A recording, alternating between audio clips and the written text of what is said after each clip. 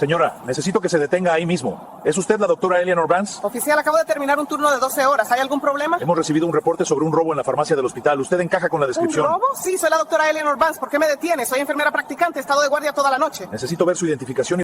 El silencio escalofriante la noche a menudo oculta las injusticias más escandalosas. Y es un silencio que puede engullir la verdad por completo, dejando solo el eco del poder malversado. Esta noche, desentrañamos uno de esos silencios, una de esas injusticias, donde la insignia significa protección para algunos, pero sospecha para otros. El oficial Derek Thorne era un rostro familiar en el turno de noche de Crestwood, una ciudad que es enorgulliza de su floreciente distrito médico. Pero para muchos, su presencia no les trae tranquilidad, sino aprensión. Su expediente de santos internos, un grueso expediente de quejas, contaba con 14 casos. 14 casos distintos en los que los ciudadanos señalan que esos derechos habían sido violados, su dignidad ignorada. 14 veces el sistema había optado por hacer la vista gorda, hasta que no pudo más. Nuestra historia se centra en Aaliyah Davis, una mujer que dedicó su vida a la sanación. Enfermera titulada con una maestría en ciencias de la enfermería, Aaliyah fue un ejemplo de profesionalismo y compasión dentro del exigente Hospital General de Crestwood. Salía de la misma institución donde salvó vidas, un lugar donde se había ganado su prestigio, solo para ser tratada como una criminal. Sus credentials, obtenidas meticulosamente durante años de estudio agitador y servicio desinteresado, no significaban nada en las ideas preconcebidas de un oficial. Antes de continuar, ¿desde dónde nos veías? Deja un comentario abajo, y dinos tu ciudad, y estado. Tu participación nos ayuda a dar a conocer estas historias. Era martes por la noche, poco después de las 23:30.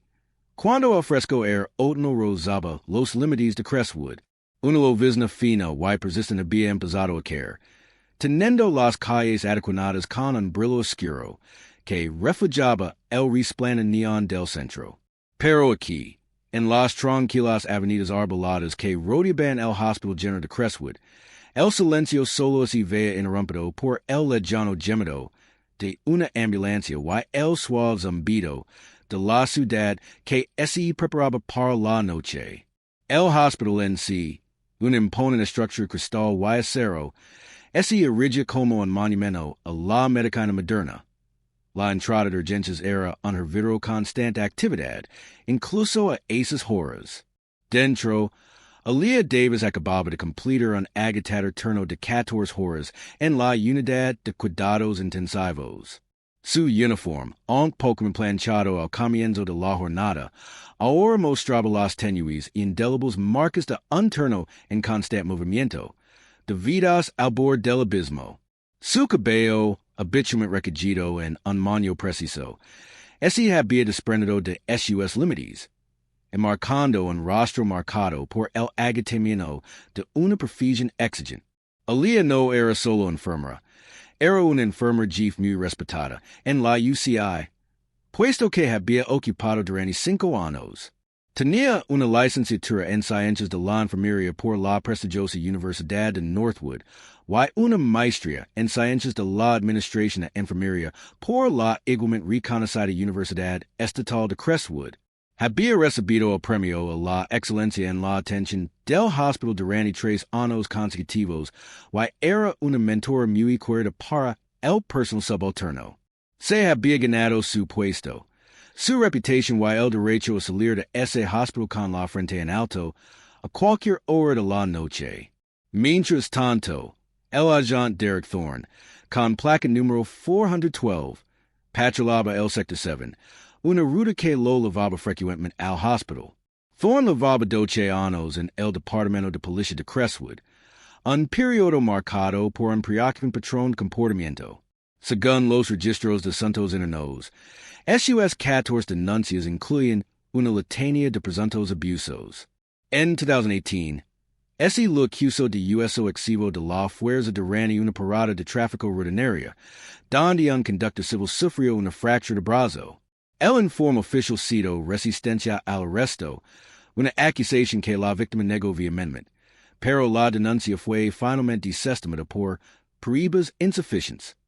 Un año después, en 2019, Thorne fue objeto de una denuncia por discriminación racial. Un destacado abogado negro, que conduce un vehículo de lujo por un barrio adinerado, fue detenido por Thorne sin justificación alguna. El abogado, el señor Elijah Vance, denunció la actitud despectiva de Thorne y sus comentarios racistas durante la detención, alegando que le dijeron no parece pertenecer a esta zona de la ciudad. El departamento le dio una asesoría verbal a Thorne, una especie de castigo que no abordó el problema Sebastian. En 2020, ese difundió un video de un transom que mostraba a Thorne abusando verbalmente de un hombre sin hogar cerca del parque principal de la ciudad. La grabación, borrosa pero innegable, mostraba a Thorne gritando obscenidades y amenazando al hombre con arrestarlo por merodio, a pesar que este simplemente estaba sentado en un banco público. La indignación pública fue considerable, pero el departamento optó nuevamente por una respuesta mínima, alegando el estos labor como factor atenuante. Luego, a finales de 2021, surgió una acusación más grave, una denuncia por registro injustificado y posible siembra de pruebas durante un allanamiento nocturno a una prisión casa de narcotráfico. Si bien los cargos contra los sospechosos fueron finalmente desestimados debido a errores de procedimiento, la investigación interna sobre la conducta de Thorne no fue concluyente. El patrón era claro. El agente Thorne operaba con una aparente impunidad. Sus acciones eludían constantemente la política departamental y a menudo cometían abusos flagrantes. Sin embargo, permaneció en la fuerza. La llamada ese recibió a las 23:38. Los registros de la central revelan que ese trataba de una denuncia anónima, vaga y con tintes raciales. Persona sospechosa, posiblemente un hombre, con ropa oscura, merodeando cerca de la salida del estacionamiento para empleados del Crestwood General. Parece que intenten entrar en coches o algo así. Podrían estar vigilando el lugar. La descripción era genérica, sin detalles específicos que permitieran distinguir una amenaza de un empleado cansado. Sin embargo, el agente Thorne, que patrulaba en las inmediaciones, respondió con una urgencia casi ansiosa. Mientras tanto, Aaliyah Davis simplemente intentaba llegar a casa. Su turno había sido particularmente angustioso, con un paro cardíaco complejo y dos intervenciones rápidas. Solo decibel la tranquila soledad de su coche, el corto trayecto a casa, y la promesa de una ducha caliente y unas horas de sueño antes de su siguiente turno. Aferraba su credencial del hospital, todavía sujeta a su uniforme, y las leyes del coche mientras ese ebrio pasó por el iluminado, pero ahora desierto, aparcamiento para empleados. Su coche, un modesto sedán, estaba aparcado en el tercer piso. La retina estaba regada. Pesa la credencial por el torniquete de salida, camina hasta su coche, conduce a casa. Mundano legítimo, complemente anodino. Mientras Aaliyah se acercaba a su vehículo, forciendo con las leyes, un repentino destello de luz azul, y roja inundó las paredes de hormigón del garage. Un coche patrulla, con la sirena apagada pero las luces destilando amenazadoramente. Ese detuvo bruscamente tras ella. El agente Thorne apareció, con la mano en el arma, y una expresión indecifrable bajo la visera de su gorra. Buenas noches, la voz de Thorne rompió el silencio, amplificada por la acústica del garage. ¿Qué haces aquí?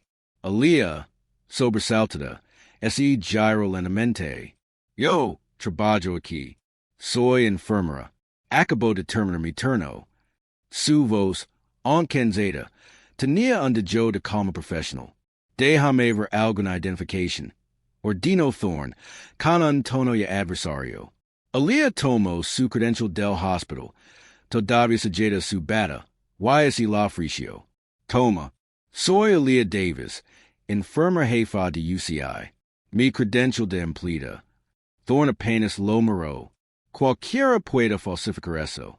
Eso no prueba nada. ¿Cuál es tu identificación estatal? Alia, con la paciencia puno de agatar tras un turno agitator. Obedicio y saco su licencia de conducir del bolso. Oficial, lo aseguro que soy empleada aquí. Levo 15 años trabajando en Crestwood General. 15 años, Y solo andas meridiendo por el estacionamiento a estas horas. Ese Burlo Thorn arrebatando la licencia. La reviso por la computadora de su patrola. De espaldas a ella. La implicación era clara. No ese podía confiar en ella. Su palabra valía menos que la pista anónima que lo había traído ali. Deberían los agents estar obligados a verificar las credentials presentadas en el lugar de los hechos, especialmente al tratar con personas identificadas como profesionales de la salud que abandonan activamente su lugar de trabajo. O debería una sola pista vaga, y anónima inválida cualquier prueba inmediata de presencia legítima? La confrontación se intensificó rápidamente. Thorn regresó de su coche, con el rostro endurecido. Bien, S.R. Davis. Hay un report de una persona sospechosa que intenta entrar en vehículos. Usted encaja con la descripción. ¿Encajo en la descripción? Preguntó Alia con voz entre incredulidad y indignación. Oficial, levo puesto el uniforme. Tengo mi identificación del hospital. Mi nombre está en la agenda. Puedo llamar a la UCI ahora mismo. Mi supervisor es la sargento Elena Rodríguez. Todavía está en servicio. No necesito llamar a nadie. Señora, tengo un informe y la detenimos. Thorn se acercó, con la mano cerca de su arma. Dis la vuelta, con las manos a la espalda. ¿Detenida? ¿Por qué? No he hecho nada malo. Protestó Alia, y su cansancio dio paso a una olida de adrenalina. Esto es indignante. Soy enfermera. Salvo vidas en este hospital. Dij que te pusieras las manos en la espalda, o logerio. La voz de Thorn era un granido bajo, corriente impatient. Saco unas esposas.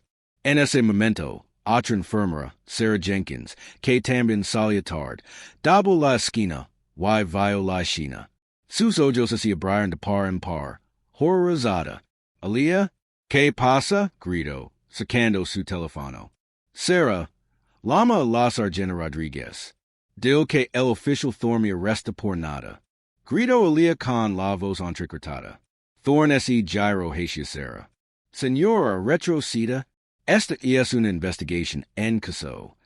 Mientras era empezaba a marcar, varios empleados del hospital, atraídos por la conmoción, y los destellos de las luces, se congregaron a una distancia prudencial, grabando con sus teléfonos. El garage, antes silencioso, ahora es llenado de la tensión de un drama en desarrollo. Justo cuando Thorn estaba a punto de sujetar físicamente a Alia, un nuevo par de faros atravesó el garage. Una camioneta negra, con el letrero supervisor, se detuvo en seco. La sargento Elena Rodríguez, con el rostro desfigurado por la preocupación y la ira, salió del vehículo, observando de inmediato la escena. Thorn, ¿qué demonios está pasando aquí? La voz de la sargento Rodríguez resonó, rompiendo la atmósfera tensa. Reconoció a Alia al instante. ¿Enfermera Davis? ¿Qué hace aquí? Sargento Rodríguez, exclamó Alia con voz aliviada. Este oficial intenta arrestarme. Dice que soy sospechosa. La sargento Rodríguez dirigió su mirada penetrante a Thorn. Oficial retirees. Inmediatamente. ¿Cuál es el cargo? Thorn, visiblemente nervioso por la llegada de su superior, tartamudeó. Actividad sospechosa. Sargento. Aviso anónimo. Estaba meridiando. Meridier? Con su uniforme? Con su identificación del hospital. Rodríguez se dirigió directamente a Alia, y la tomo del brazo con suavidad. Alia, ¿estás bien? Luego ese volvió hacia Thorn con voz firme y autoritaria. Oficial Thorn, placa y arma. Ahora, queda relevada del servicio a la espera de una investigación inmediata.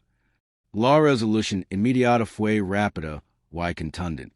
La Sargento Rodríguez, que conoce personalmente a Lea y reconoce la naturaleza atrás de las acciones de Thorn, no perdió tiempo. La escoltó personalmente regreso al hospital, asegurándose de que estuviera salvo y ofreciendo sinceras disculpas en nombre del departamento. Thorn, despejado de su placa y arma, recibió la orden de presentarse en asuntos internos a primera hora de la mañana. Sin embargo, el incidente estaba lejos de terminar. Los videos grabados por transunis en el estacionamiento se difundieron por las redes sociales en cuestión de horas. Un clip en particular, que mostraba a Thorn recusando con desdén la identificación del hospital de Lea y negándose a escuchar sus explicaciones, había acumulado más de 10 millones de visitas en Twitter al amanecer. Las etiquetas hashtag Justicia para Lea y hashtag Las enfermeras no son criminales fueron tendencia nacional. Los medios de comunicación recallaron la noticia, difundiendo las perturbadoras imágenes a millones de personas. La narrativa era innegable. Una enfermera negra muy respetada, atacada y casi arrestada simplemente por abandonar su lugar de trabajo, con su identidad profesional ignorada por un agente aparentemente impulsado por un sesgo descontrolado. Deberían los agents que cometen actos claros de discriminación racial y detención indebida, especialmente cuando ignoran pruebas obvias, ser despedidos automáticamente y revocar su certificación? ¿O debería el sistema seguir ofreciendo vías para su reincorporación? Las respuestas institucionales fueron inmediatas y variadas. El Hospital General de Crestwood emitió un comunicado condenando el incidente y comprometiéndose a brindar pleno apoyo a la enfermera Davis. El alcalde de Crestwood, en la norma prisión pública, anunció una revisión independiente de los protocolos de capacitación y los procedimientos de quejas del Departamento de Policía. Sin embargo, Alia Davis se negó a permitir que el incidente se ocultara con simples declaraciones. En menos de una semana, presentó una demanda por derechos civiles contra el agente Derek Thorn y la ciudad de Crestwood. La demanda, meticulosamente documentada por su equipo legal, alegaba discriminación racial, privación ilegal de la libertad, angustia emocional y violación de sus derechos amparados por la cuarta y la 14ª enmienda. Argumentaba que las acciones de Thorn no eran un incidente aislado, sino una clara manifestación de una falla sistémica dentro del Departamento de Policía de Crestwood para abordar prejuicios profundamente arraigados y responsabilizar a los agentes por su mala conducta. La demanda citaba específicamente el extenso historial de quejas de Thorn, argumentando que la ciudad había sido negligente al retener a un agente con un patrón tan claro de comportamiento problemático. La ciudad, conmocionada por la indignación pública y la evidencia innegable, se apresuró a negociar, tras semanas de intensos litigios, se llegó a un acuerdo. La ciudad de Crestwood aceptó pagar a Alia Davis $7 millones de dólares. Esta suma, una de las indemnizaciones más cuantiosas en la historia de la ciudad por una violación de derechos civiles, representó un claro reconocimiento del profundo daño infligido a Lea y de la culpabilidad de la ciudad al permitir que un agente como Thorn actuara con tan impunidad. En cuanto al Oficial Thorn, su carrera en el Departamento de Policía de Crestwood tuvo un final abrupto y ignominioso.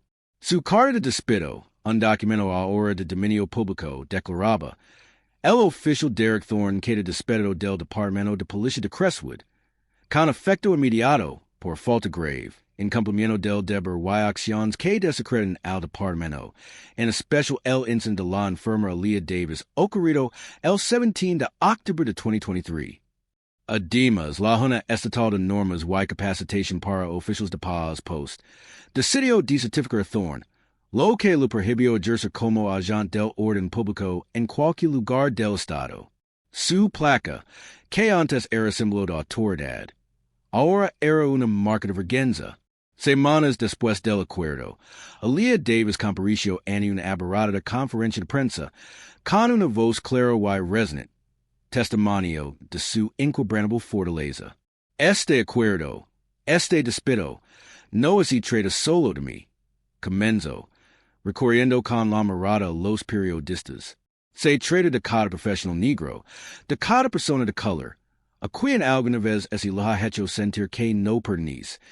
Como es sus credentials, su arduo trabajo, su humanidad misma, pidieron encerrados por una sola mirada prejuiciosa.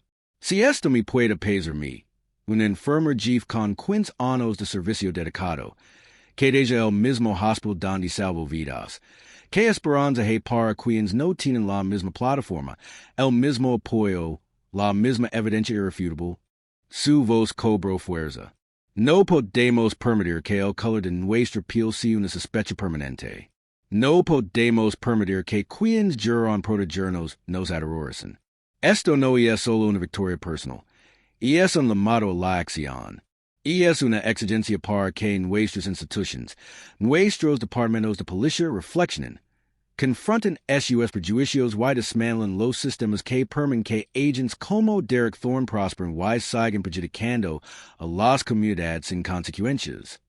Debería este incidente, y el negro patrón de mala conducta del agente Thorne, desencadenar una investigación federal sobre las prácticas sistémicas del Departamento de Policía de Crestwood? ¿O basta la supervisión local para abordar problemas tan arraigados? Las conclusiones internas del departamento, finalmente publicadas, pintaron un panorama alarmante de fallos sistémicos. Destacaron una grave falta de formación integral para la desescalada, un preciso de revisión inadecuado de las quejas ciudadanas y una cultura generalizada que toleraba implícitamente, en lugar de combatir activamente, los prejuicios implícitos dentro de sus filas. El informe señaló que las reiteradas quejas de Thorne deberían haber dado lugar a intervenciones más severas mucho antes del incidente con la enfermera Davis. Las excusas de la consejería verbal y estas laboral ya no eran válidas. En respuesta a la indignación pública y los hallazgos, el Departamento de Policía de Crestwood anunció una serie de reformas radicales. Estas incluyen capacitación obligatoria y recurrente sobre sesgo implícito para todos los agents, el despliegue inmediato de cámaras corporales para todos los agents de patrulla y una política revisada de detención y registro, que ahora exige a los agents articular razones específicas y verificables para iniciar una detención, con mayor énfasis en las tácticas de desescalada. También se estableció una nueva Junta de Revisión Civil Independiente, con mayores facultades para investigar casos y recomendar medidas disciplinarias. Este caso es un duro recordatorio de que, incluso ante pruebas irrefutables, incluso cuando un profesional está claramente identificado por su uniforme y credentials, los prejuicios arraigados pueden anular toda razón. Las consecuencias para el Oficial Thorne fueron graves. Despido, desertificación y una humiliación pública que lo perseguirá para siempre. Las consecuencias para la ciudad de Crestwood también fueron significativas. Un acuerdo multimillonario, una reputación manchada y la reestructuración obligatoria de su departamento de policía. Pero la consecuencia más profunda, la que perdura, es la erosión de la confianza entre la comunidad y quienes juran protegerla. ¿Qué cambia realmente ahora? Se implementan y mantendrán estas reformas de forma genuina, o se desvanece una medida que la atención pública se desvíe? ¿Qué cambios de política concretos considera absolutamente esenciales para evitar que estos abusos de poder se repiten en su comunidad? Comparte su opinión en los comentarios.